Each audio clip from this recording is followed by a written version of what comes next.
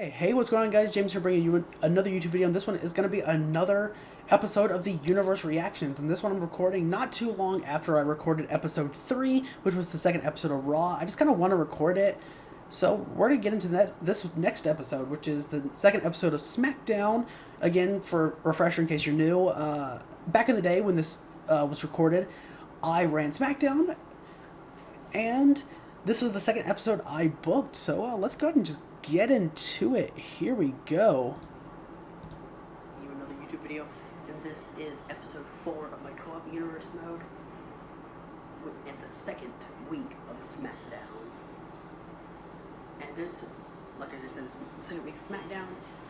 So yeah, I booked all 5 matches on the show. So if you remember last week, Paige and Alicia Fox both picked up wins in their matches.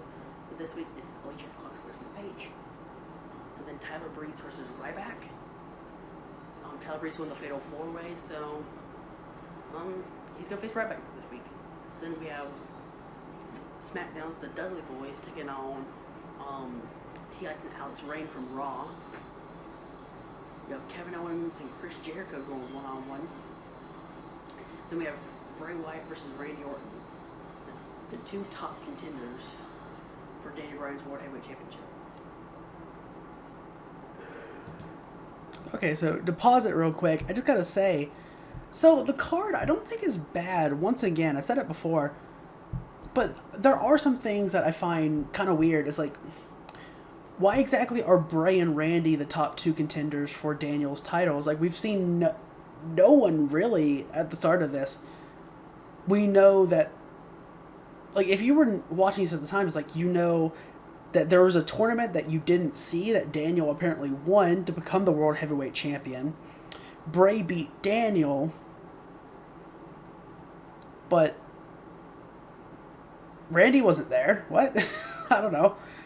I mean, Kevin and Jericho's fine. The Dudleys against T.I. and Rain, Alex Rain, it's fine. I mean, it's weird because, like, I mean, the tag division was unified, but T.I. and Alex had both shown up on Raw already, so it was, like, assumed they were Raw superstars. Dudleys were SmackDown. So it is kind of weird that at the time I booked these 2 guys who were pretty much Raw superstars on SmackDown. So that's weird. What were the other matches again? Let me go back. I know there was a women's match. Oh, Alicia and Paige is fine because that's of the 2 women's matches that we had on the first show. This is the culmination of both of those, with Paige and Alicia Fox, both winners. And then we had Breeze and Ryback, with Ryback, of course, being the default Intercontinental Champion, and I ran with the default champions at the time. So yeah, it's interesting there. And I guess it's a fine match. Breeze won the Fatal 4-Way, but it's just another case of course, all I knew at the time was WWE and a little bit of TNA. So, like, I was pretty much conditioned to believe that, oh, hey, guess what? Give your money match away for free, because that's smart, apparently. I don't know. Like, no, it's not smart, by the way. Don't, if you can avoid that, don't do it. Like, there are so many other ways you can build a title match without having the champion and challenger face off against each other. It's just like, it goes back to the thing where, why the hell would you watch the pay-per-view if you see the same result every week? Which is something WWE did a lot with Seth Rollins' first world title run, when he cashed in at Money in the Bank, or not Money in the Bank, when he cashed in the Money in the Bank at WrestleMania and made that Brock Reigns match a triple threat. So he won the title there, and, like, you frequently saw Seth Rollins lose a lot on Raw or SmackDown or whatever show it was, and then he'd win at the pay-per-view. It's like, well, 1, that doesn't make sense. He's done nothing but lose, and 2, why are you having him face his opponents so often at the pay-per-views on Raw? Like, no, just do something else. Do something else, guys. Anyway, so yeah. That's weird, and, like, I wouldn't do that match now. Like, there's nothing inherently wrong with it. I do think going with Breeze versus Ryback for Extreme Rules was a smart idea, but I don't like that I had, or because I was so dead set on having this both realistic / GM mode like series combined together, I was like, oh no, we can't play the matches on pay-per-view. That's not fair. It was like, one, it doesn't matter. Two, like, it's the story you want to tell, so like play the matches. Get the results you want. If you're not going to play them, at the very least, re-record the match till you get the result you want. What do I know? Anyway, yeah, that's what I would do. I would have had Breeze beat Ryback at Extreme Rules. I had no intention of running with Ryback as Intercontinental Champion, along with a lot of the default champions, like I said in the previous one.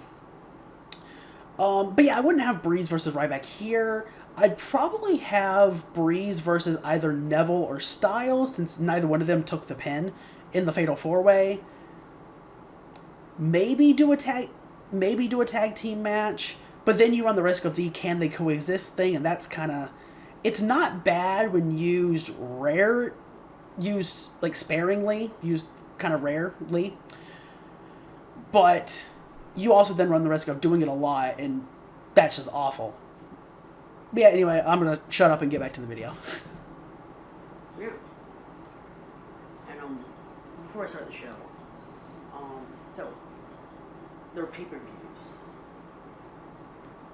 Raw and Smackdown are going to be sharing the pay-per-views. I know what I said in the first episode, but instead of just alternating pay-per-views... Okay, I'm sorry, but I have to pause again because I swear to God, I am so indecisive and wishy-washy on so many things. I'm like, for this, like, brand exclusive versus sharing pay-per-views thing, I have never been able to, like, say one thing and roll with it, you know? Because back with here, at the start, I don't think I included it in the first one. Maybe I did. The first reaction, that is.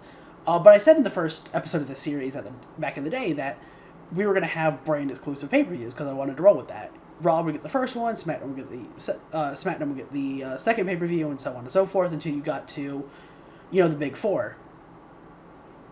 And then back when we brought back Co-op Universe for 2K19, I said the exact same thing, brand exclusive pay-per-views, and I was like, oh wait, no, let's share the pay-per-views again. So yeah, when it comes to pay-per-views being either brand exclusive or shared or whatever, take what I say with a grain of salt. Because I can't make up my mind. Anyway, back to it. Tyson and I will be alternating matches on the pay-per-views. So say, for Extreme Rules, SmackDown will get the first match, and then it'll go Raw's match, SmackDown's match, Raw's match, SmackDown match, and like, say it'll end up with Raw's match, with the WWE Championship match. What? So yeah. What? What? Alternating matches on the... No! Structure the match card in the best way. Put the thing that means the most, the highest stakes, the most story significance, whatever, have the thing with the most build as the main event.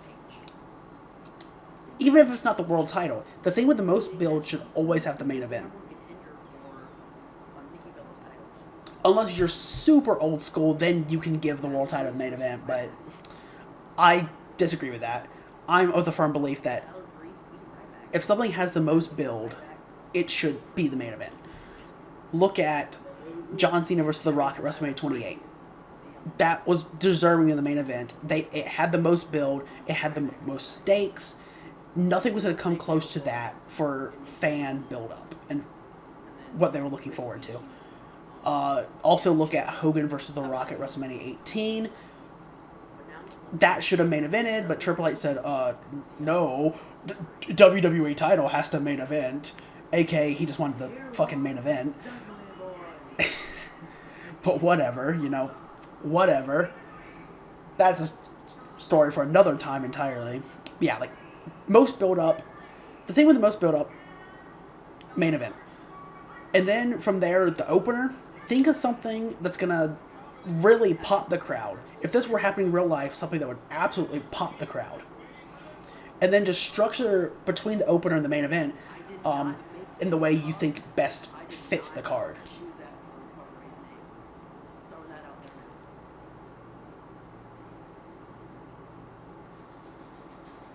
Oh my god. But here are. I learned nothing from all those copyright claims. Okay, back up a little bit. Here it is. T.I.'s. That call is pretty funny though, because that call was actually how I got Tyson to try commentary for the first time. I literally told him, don't be scared. Don't be afraid of the commentary.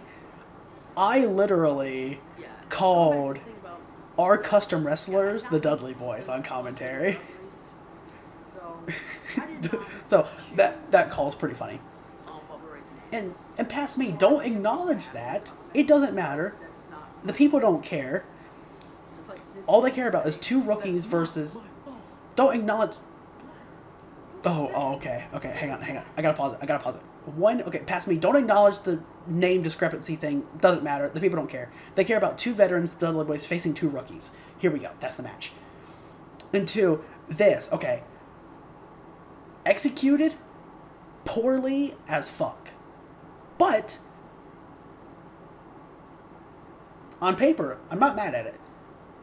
I'm not mad at it at all. And the big thing for this is if I were to bring back, or I talked about it a little bit in the previous reaction to the series video, with bringing back the original universe and taking Universal Rewind, the recap show, and making, instead of doing the recap show this time around, we're going to have the current universe and the Universal Rewind be looking back at the original universe, doing it how I feel it should have been done. And this is one thing that I don't like, I won't be able to do, because I'm going to do it on the PS4 version of 2K16. I'm not going to do it on that because like you're going to have like the PS4 version of 2K19 as the base for most things, and then why would I have the PS3 version of 2K16, right? Like that doesn't make sense. I don't think so anyway. So yeah, and like obviously I don't have calls of the Dudley Boys. There's not really call formulas anymore, so and that would take so much time anyway to create them, along with everyone else I have to create and edit movesets and everything. So there's that as well. And like I know I could bring it back in 2K17, or maybe like since all the games are out anyway, besides the newest one, I could probably just do this feud in specific in 2K17 and mesh it with the 2K16 footage. But I don't know. I don't know how I want to do that. It would feel kind of weird. Though I guess I could, because the Raw arenas in this game are also in 17, along with the SmackDown arena in this game is in 17. So I guess I could. I might. I'll think about it anyway. So yeah, at the time, this is me and Adam Daniels, our debut, showing up out of nowhere and attacking the Dudley Boys, giving T.I.S. and Alex an easy win. And now we weren't aligned at all. Adam and I were doing our own thing, and I will have an alliance between Adam and myself, but I'm going to do the thing like, it'll be someone who's supposed to represent me, but it's going to be a completely different name. So, I'm not having to like commentate myself. So yeah. But yeah, let's get, anyway, play. Oh my god. Reverse STO. I wonder how close I was to calling it the mic check, because I was absolutely a fucking Kennedy mark.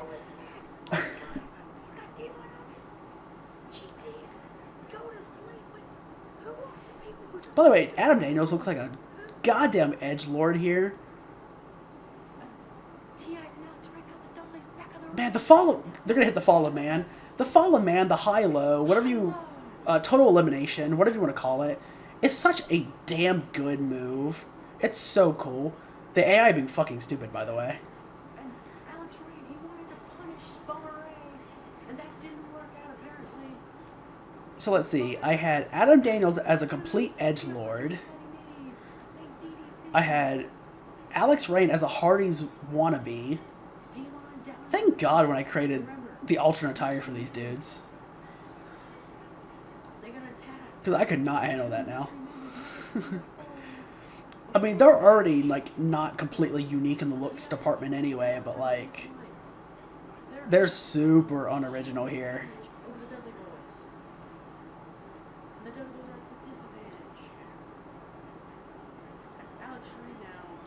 But nonetheless, it was executed poorly. I had a very basic grasp on editing at the time, so it would absolutely be done way better now. But God, man, if there's one thing I'm still super proud of to this day, it's the movesets I would create. Because I've talked about it in the past before, but starting with WWE 13, that for me is when I started going through the entirety of the movesets and really making them my own. And I'm so proud of the movesets. Besides T.I.'s here, his is just a Kevin Owens moveset where I changed the tag team moves. I changed the tag team moves, special moves, maybe diving moves.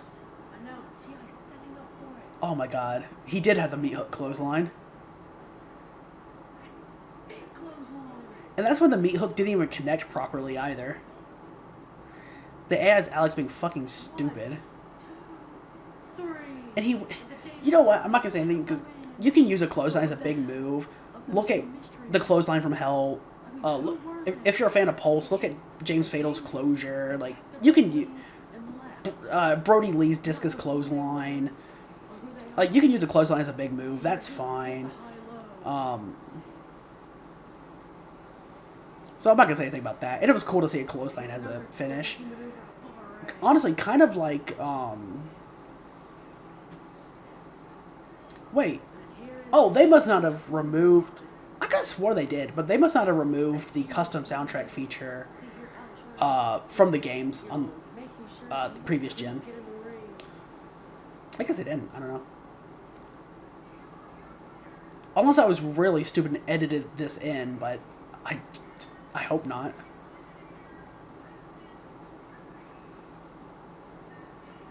Fuck, man. And this was a time where you could actually do T-Ice as a name. Well, technically it was T-Icy. But yeah, you could do T-Ice as a name, like a call name. And I was like, no, man, you gotta have your actual name as close as possible. I'm like, bruh. I'm sorry, Tyson.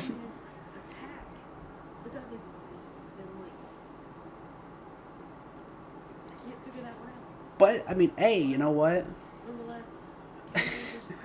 It's fine, I suppose. Again, like, the match itself wasn't really important. It was a cool win for the rookies, T.I.C. and Alex Reign, but it was more the attack before the match. Like, that's what really mattered. And, like, again, executed super poorly. But, at the end of the day, it was a cool concept, and I would definitely try to roll with that in some way now. I like the idea, and I can definitely make it better now with everything that I've learned since. Because since this came out, I mean, this was early 2016, we're almost early 2022. You know? So, like, yeah. That's like 6 years, almost. So, yeah. I could definitely make it better now, and I would definitely try, eventually when Tyson and I get back to doing Co-op Universe, and I can do the Universe Rewind. I guess technically I could go ahead and have the Universe Rewind episodes prepared, because I don't need Tyson for those. So I guess I could already do that, and then have them prepared and on the back burner, just kind of sitting back. And then, once we get ready for Co-op Universe to come back. That'd be cool. I guess I could do that. I don't know. It'd be interesting, I suppose. It will be weird to not have the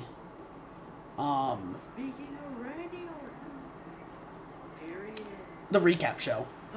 Because I did enjoy doing that.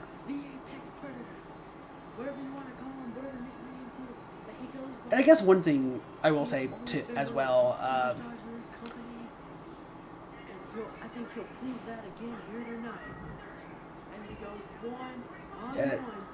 one thing I also want to add,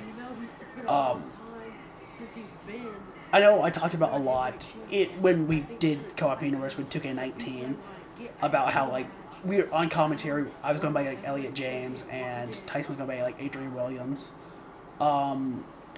What I'm gonna do, I'm gonna make the Elliot James character represent me with the Universe Rewind, bringing back the original universe and connecting the two universe modes together. that's the way I'm going to do that. Randy out, and he's blocking the ref so he can't see Randy. That was very smart.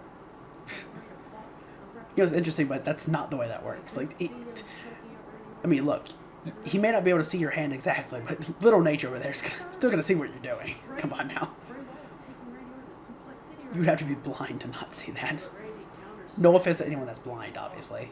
But yeah, Bray yeah, rolled out of the way, the just the expression. oh, and Randy. But yeah, so I would do that, and I guess if we're doing that as well, once we get back to doing it, I suppose Tyson actually could And there's a clothesline. actually use the Adrian Williams character, because I know when for one of Tyson's characters, of course, like T.I.'s Adrian Williams, that's just again another character of his, and if he wanted to, he could create Adrian and bring him into the universe as well, along with the other cause that we would do, and then bring them in and actually, build them up this time. What's up with that? But who knows?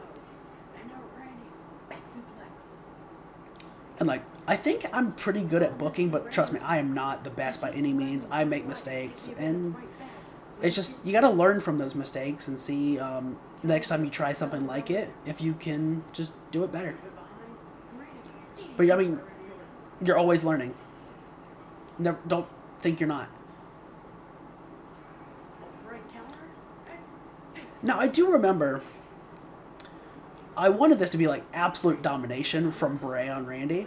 And it's interesting, I remember, like, this is like, I think, the most Randy would ever be used. And it's crazy because, like, after this, I would, I think, trade Randy later on in the original universe to Raw. I know I was thinking about trading him. I think he did. Because I don't remember him doing anything in the later episodes of SmackDown. But I also don't think he did anything on Raw either. It is crazy to think, because, like, Randy Orton's Randy Orton, Like, Randy Orton's Randy Orton, and he's great. And, like, I did nothing with him. To be fair, I guess Tyson also didn't do a whole lot with Randy when we brought Co-op Universe back. I mean, he did more, obviously. And, like, Randy got a win. Well, no. Okay, I'm gonna give Tyson credit there. Like, he did do more with Randy. A lot, actually. Immediately put Randy in the title scene with The Miz. And then they had the match at Extreme Rules. And then Randy only lost because Jeff Hardy got involved, which furthered that feud. And then we have Randy on the side of Roman, helping him out. Mainly because he just hates The Miz. So yeah, he did a lot more. And I guess technically I got the chance to also help book Randy, because Tyson, when we brought Co-op Universe back, Tyson always had me help him book.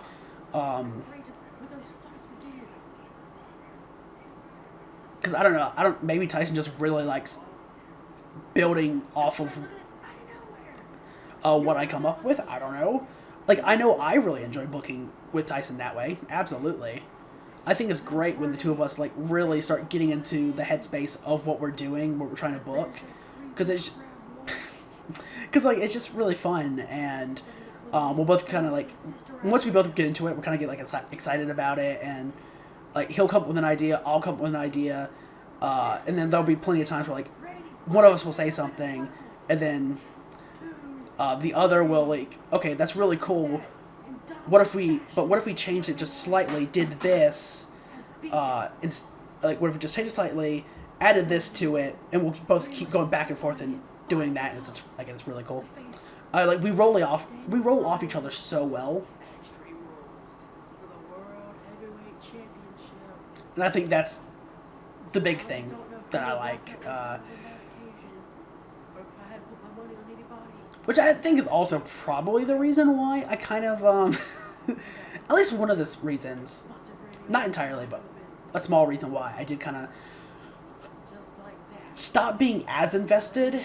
Not even being less invested, just finding it harder to book everything for Raw and BCW when we brought it back. Because I didn't have anyone to bounce off of. Whereas SmackDown, Tyson always had me.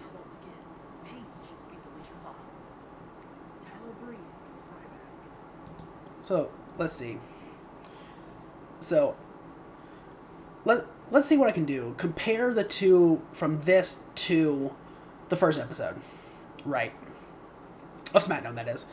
So 2 women's matches on the first episode. We have one this week, which is the 2 winners facing off, and Paige gets the win, which is supposed to kind of like ultimately represent Paige being the #1 contender. Tyler Breeze, after winning a Fatal 4-Way, beats the Intercontinental Champion Ryback. The rookies, T.I.S. and Alex Rain, team up for the first time, beating the Legends, the Dudley Boys, but only after 2, who at this point were mystery guys, came out and attacked the Dudleys before the match. I want to say it was Kevin Owens. Who won between... Hang on. Bray Wyatt dominates Randy Orton in the main event. And then who wins between Kevin and Jericho? Was it Jericho? Yes. And Jericho beats Kevin Owens. So Owens, 2 losses in a row. Huh. I guess that actually does kind of work for what I did with Owens and then eventually Sami Zayn at Extreme Rules. The constant losing definitely would have pushed him. Anyway, so we'll get to that when we get to that. Like I said, the show was fine. I don't think our actual, like, match cards, they weren't anything to write home about by any means, but I don't think they were bad by any means either. Like, they were just kind of there. Like, they were serviceable. They did what they had to do. Like, the women's match I had on this show, it made sense from a technical standpoint. It's like, oh, again, the 2 women's matches on the first show. So, let's have the 2 people who won face each other. Paige won. She becomes the #1 contender. Breeze won a big Fatal 4-Way, and while now I wouldn't have him face Ryback, Breeze faces Ryback and beats him, which guarantees his shot at Ryback at Extreme Rules. 2 rookies get a nice win in tag team action. The Dudleys are going to be pissed afterwards at the guys who attacked them, and the 2 rookies, for capitalizing on it. Jericho gets a win over Kevin, which the loss from Kevin can really help, or the loss for Kevin can really help push what I'm going to do with Kevin and Sammy later on. And it's another big win for Jericho. Or, yes, no, because I don't remember who won between Christian and Jericho and Dudley's in the first week. I think it was the Dudleys, though, because Dudleys were on fire. And then, yeah, Bray Wyatt beats Randy Orton, which is a fine match. I mean, again, I think I would have done that in the first show instead, and then had, I don't know, I would have had some other match here. And then from there, yeah, I probably had, I don't know. I don't know exactly what I've done. I think the show is fine. Not great, not good, but not bad. Just kind of there. It's alright. But yeah, that's really all I gotta say, because again, like I said at the end of episode 3, everything else I'll say is gonna come up later on. So until next time, I'll see you later. Bye, guys.